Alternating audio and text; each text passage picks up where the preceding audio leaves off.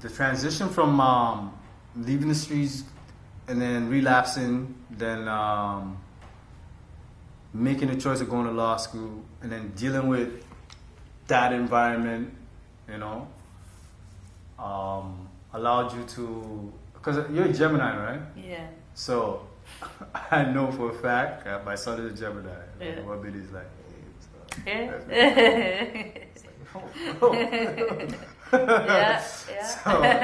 So I get it. So you know what I mean? Yeah. You are like, your life was almost designed because of who you are. Like, you really can't. Yes, even with myself, like some of the stuff I went through is like so unbelievable. It's like, I just can't write this.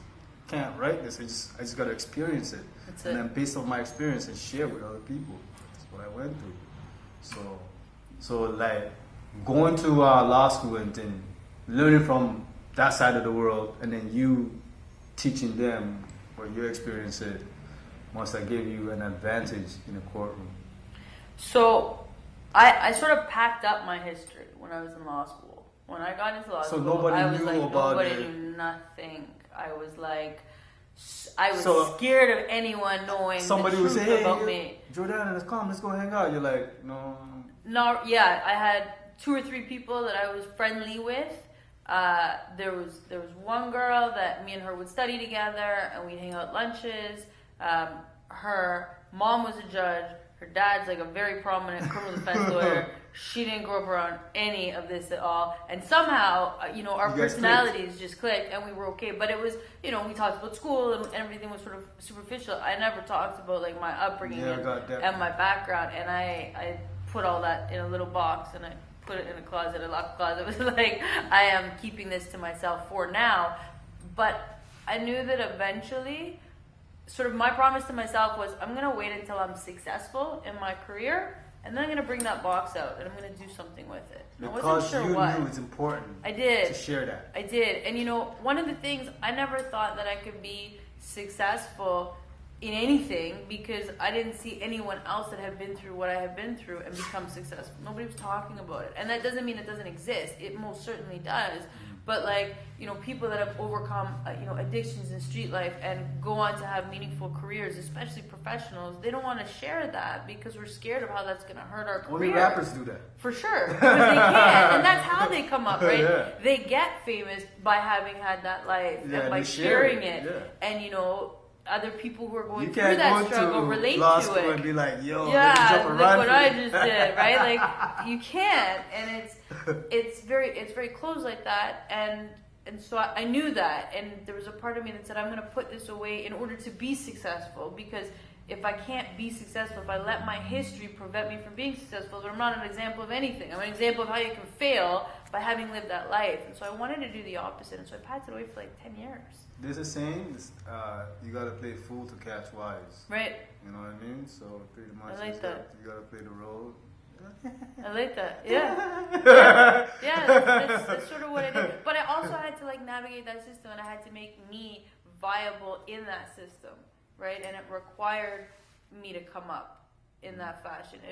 I needed to leave all the other hats and all the labels behind, and that's something that I talk about is how we only respect certain labels. I sort of ripped the criminal label off and put the lawyer label on and said, now I'm going to go and act and speak and behave like a lawyer and only like a lawyer in order to gain that level of respect. And I've done that, by nothing other than hard work and learning the law and putting in the fight.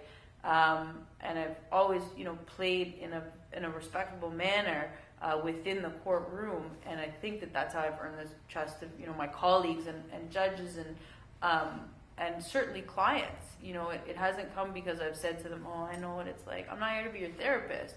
I'm going to defend you. I want to wear the lawyer hat to the fullest, and I know you have some thoughts on what that. No, listen. My thing with lawyers is this, because I understand you're an agent of the court, and at the end of the day, knowing the severity of what's going on with these people's lives, there's nobody should be speaking for anybody when it comes to certain things like that. Like, you want to jaywalk, you want to get a lawyer, go ahead. When it comes to your life, your freedom, there's a lot of guys who end up in the pen, and me including, we get convicted. I'm in the pen now, I'm in J unit. I'm like, yo, my lawyer sold me out. Like, Like, there not many guys, my lawyer didn't do this, my lawyer didn't do that. So, like, that's why I kind of, you know, when you said, like, my reputation, like, you could ask the guys that I represent, like, they know I go to bat. And it's beyond that for me. I just seen your drive and just your background. So I feel like you move different and, you know, you stand for something different. But for me personally, no lawyer could ever speak for me, like, ever. Like, when it comes to my freedom, buddy, I take a bullet in the head for a lawyer to speak to me. That's how serious it is for me. No way, because I understand. There was times I was in the prisoner's box and things were happening. I told you how ridiculous my case was. Right. And it was just like, it was like a charade, right. Which is, it is. It's like, what is this? And this is my life. And you're fortunate enough that, you know, the Court of Appeal agreed with you and sent the case back. Right, 7.5 years later, after my mom became homeless and all this stuff. So it was like, fortunate, yes. Fortunate. But there's guys in there that don't ever have that opportunity. They don't have their appeal heard. For sure. But let me first tell you, some people are better off locked up. There's guys that came out of jail and end up getting killed. And like, you know what? Maybe you'd have been better off in jail. So who knows? You know? So because. And hopefully that's the piece that we get to change, right? Is helping people make that transition. I mean, that's part of, you know, reintegration. It has to be about making a positive transition and learning how to, like, make the changes that you want in your life. Otherwise, you go back to a life where that's one of the consequences, right? I say that sometimes it's an occupational hazard, and it's scary, but that's the truth. It's sad, but I'm not playing that game because I really thought at one point the systems, you know, you punish the bad people and whatnot, but it's not like that. Everybody's getting punished, no matter, it doesn't discriminate particularly, depending who you are sometimes, but the way the system is structured, there's no rhyme and reason, there's no logic, there's no like, oh, I did this because of this, you know what I mean? It's like, well, you did this and that's it. Yeah. That's it, you know? It's not helping nobody, but how long did it take you to graduate law school? 5 years? 3 years. 3 years? 3 years in law school, and then 10 months of articling, and then you had to write bar admissions course, so it was like basically a 1-year program with the Law Society. So at the end of the 4 years, you become a lawyer. So what did you do after that? So I started off in civil litigation. I didn't start in criminal. My family and my close friends reminded me that I had spent, you know, most of my life at that point as a criminal, and I should get away from that life. That's what I was told. Get away from that life. They don't want you to be enticed. No, they did not. They wanted me to. What did they think? You just going to become like, a criminal they again? Were scared. I don't know. I mean, a lot of them were scared. They had seen me slip and fall, so I guess they just wanted me to stay away. Quite frankly, I took their advice. I don't regret taking their advice, but for different reasons, right? So I went into civil, and that's when I learned how to really wear the title of a lawyer, right? I was dealing with corporate and commercial clients, real estate issues, estates issues, very business orientated. And so you have to behave a different way. You hold yourself a different way. You speak a different way. And I was fortunate enough to have great mentors around me at the firm that I was at. It was a small firm, like 6 lawyers. And so I learned how to handle files and speak to other lawyers and just go to court and be a lawyer.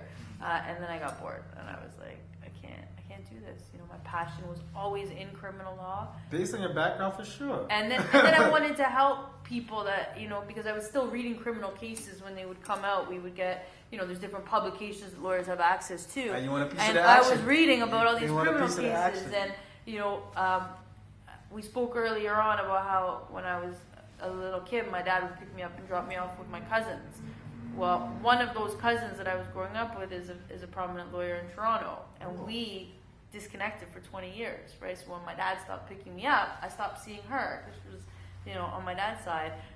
When I was in law school, we reconnected, and she had also gone to law school, and she was, you know, years ahead of me, and we stayed in touch. And so one day we were sitting, and I was telling her about a case I was working on, and she looked at me, she's like, I am so bored listening to you, I don't know how the fuck you're doing this work. And I looked at her, I was like, what? And she's like, this isn't you. It's not you. You're trying to be something you're not. Your interests are not in the right place right now. And she was right. She was 100% right. So she helped me get my foot in the door in a criminal firm. And I started off, I spent 5 years at a firm. I was always entrepreneur in spirit. And so I developed my own practice within that firm. And after 5 years, I just picked up my little practice and set up my own shop. And so now it's been 4 years that I'm a business owner and criminal defense lawyer. Excellent. So it's been pretty good. So not bad. That's not the bad. Not bad trajectory. for somebody who, mother had to kind of, credit to your mother too. Like she wasn't egotistical to the point where she's like, no, well, I'm the only one that could fix you. No. She reached out and asked for help. And I think some mothers don't do the children a disservice. Absolutely. They aid and abet the bullshit. Absolutely. And they also, a lot of parents also enable people, especially, those drug addicts, to stay in this sort of comfort zone, right? And you can continue living here and come and go as you please, and it's such a disruption to the whole house. And I didn't have that either. It was like, if that's how you're going to behave, get out. And so that enabled me to hit a bottom that drove me to want to do better, right? If I had never hit that bottom, if I had never experienced such lows, I probably wouldn't have been able to pick myself up, because I know, like when I was in rehab at 19, I was the youngest one there, and a lot of the women that were in their 30s, they were coasting. They had been drug addicts for a long time, but they never hit that rock bottom, and so they always knew there was sort of a comfort zone that they could fall back on, and I didn't have that comfort zone. I feel that, because I feel like same thing. Like I grew up not really committing crimes, but I know guys who've been committing crimes their whole life, right? But for me, like I hit rock bottom, right? But for them, they never got a life sentence. Right. They got it 3 years. Right. So they always just like whatever. They're doing life in installments. Yeah, you know what I mean? That's what they're doing. That's a life sentence I in got installments. the L, boom, That's right it. in my face. So I was like, That's it. You know what I mean? So I had to deal with it. So I fully understand what you mean by that. You're very career driven, and I remember I think somebody asked you about children, having a family. Yeah. And you said that's not something you want. Right. It's not something that I ever really wanted. When I was a little girl and the little girls around me were like, oh, I want to be married and have kids. And so it has nothing to do with the lack of family structure that you didn't have? It might. We talked Because I feel about like that might be part of it. It could be. I never really grew up around And babies and little kids because I didn't have kids around me. I grew up as an only child, right? So It's the I unknown didn't have for little you. kids, It's the right? unknown. So I never really grew up wanting kids. When I see babies, I'm not like, oh, can I hold your baby? Like, and that's not me. I'm like that with puppies. You're I not see like your puppies. mother. You're not no, like your I'm mother. not. I see little puppies. I'm like, oh my god, I want to play with your puppy. But like, I've never felt like that. I've never had that maternal instinct where it's like I want to. But I've you never had do it. have it in a different sense in how you help the people. For sure, but I do it not from a place of like necessarily wanting to be a mother figure. I want to help people help themselves. Mm-hmm. But right? what I'm saying is that for sure, maybe you don't consciously realize it, right. but it's just something innate. As I feel like the feminine energy, the feminine principle. That's just a natural thing. Like we live on Mother Earth. Like it's called Mother Earth for a reason, sure. So like the feminine energy, the feminine principles is very strong. So there's things that as a woman you just naturally do. Me as a man, like again, more science we learn. We know that men are degenerate versions of women. Like I can't have a child. right? I can't Yeah, breastfeed a child. You know what I mean? So but so we understand. Oh, I agree. There's defined rules. We understand the superiority. So what I'm saying is that you don't necessarily need to have children, but as a woman, it's just natural for you to kind of look after, to help. You know what I mean? Right. I mean, wicked women are running around the world trying to blow up stuff.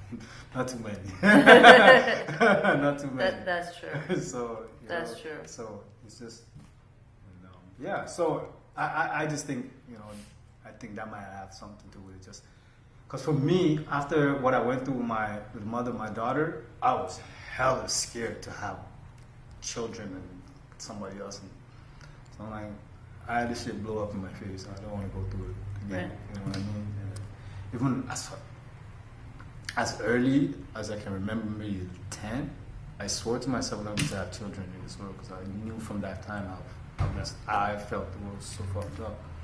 And, I got in my teenage years, I dated, I had a daughter, so, but yeah, It's crazy, you know. So for me, it was a conversation I had with a friend of mine. He was like, "What are you waiting for?" Like, I'm scared, fam. Like straight up, I'm scared. I'm scared. I don't want to have to go through, you know, having children with somebody and then it blowing up in my face. Right. You know what I mean? So I don't want to go through it. You know, like, having my child not under my roof, that was not part of the plan. You know what I mean? So yeah. Yeah, I never really had that, oh, I want to have kids. I've never felt that internally, that it's something that was lacking in my life. I have poured myself into my career happily. I haven't been in a relationship in the sense of where we were at a point where we wanted to have kids. I'm in a relationship now, but there's no desire on either part of us to have kids. We're both very career driven, and that's the focus. And I've said, you know, in one sense, it's like selfish the way that I live, and in other ways it's selfless because it's just something that I know that I wouldn't be able to give the attention to that it absolutely deserves.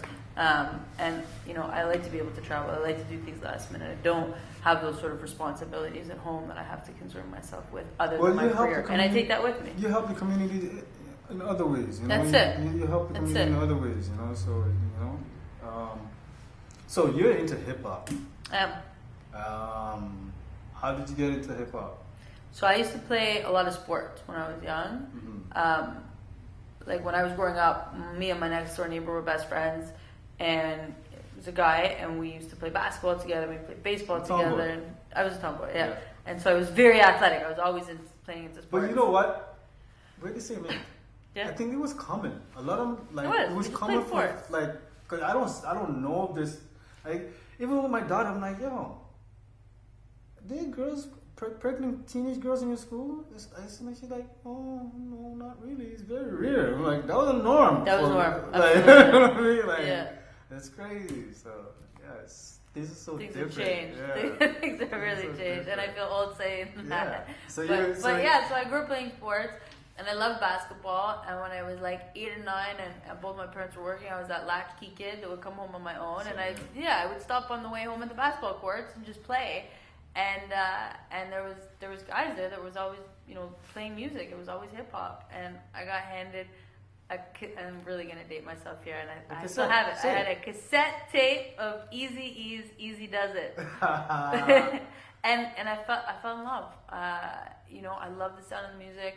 I love the anger of NWA, Straight Outta Compton, and it was a world that I had never experienced before. You know, I grew up in a working class neighborhood. And there was no racial divide, right? My good friend was a black girl named Natalie. One of my other good friends was an Indian girl named Rishi.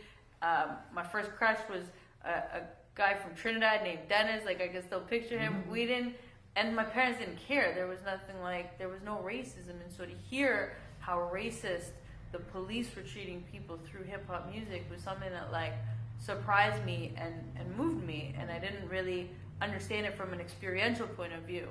And then as I went through life, obviously, I got to see how that plays out. But there was lessons that I was learning through hip-hop music, and I also just loved the music. And there was a lot of anger and aggression to it. And I think, you know, I was growing up as an angry person, and for me, I connected with that emotional side, too.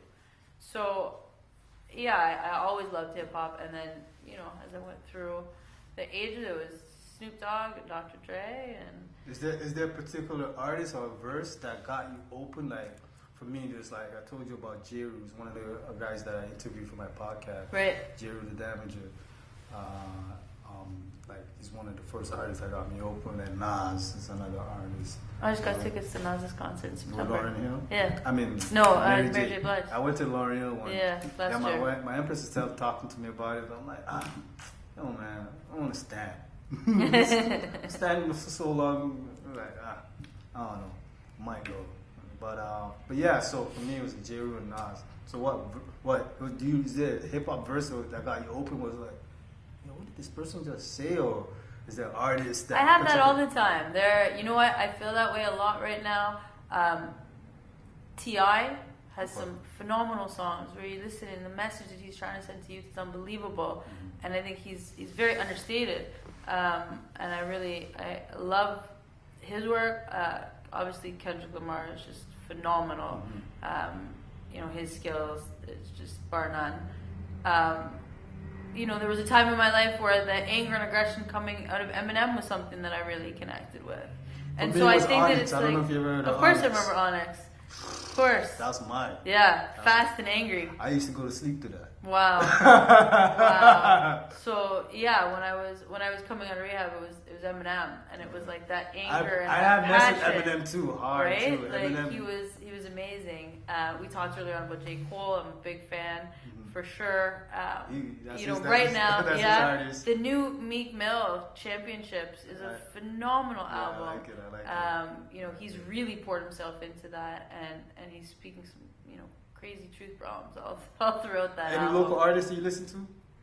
I'm very good friends. But does that get political? Truly because adore. No, I don't care how political it is. Drew James is one of my very, very good friends. Drew James, you ever heard of him? Drew James, and he is. I'll look him up. He's phenomenal, and he's just an amazing human being. Oh yeah. Yeah. Okay. We met 2 or 3 years ago. I was sitting in a tattoo artist chair, getting my elbow tattooed, and he walked in and he was like, "You're not even flinching." And I was like, "No," and he's like, "I need to talk to you." And he sat down, and he kept me company the whole time, and we've just been friends ever since. So I've got nothing but support for him. But there's a lot of phenomenal artists out there right now. So there's no particular artist that got you open to hip hop or verse that sticks out in your mouth. Like I said, for me it was Easy Does It by Eazy-E. That whole album. You know, I was moved when he died. I was 16 years old, and I'll never forget that announcement in high school, and it shook me for sure. But yeah, it was Eazy-E and NWA's Straight Outta Compton were the first 2 hip hop albums I had, and I've been listening ever since. You are a defense lawyer solely. Yes. Like you don't plan on becoming a prosecutor.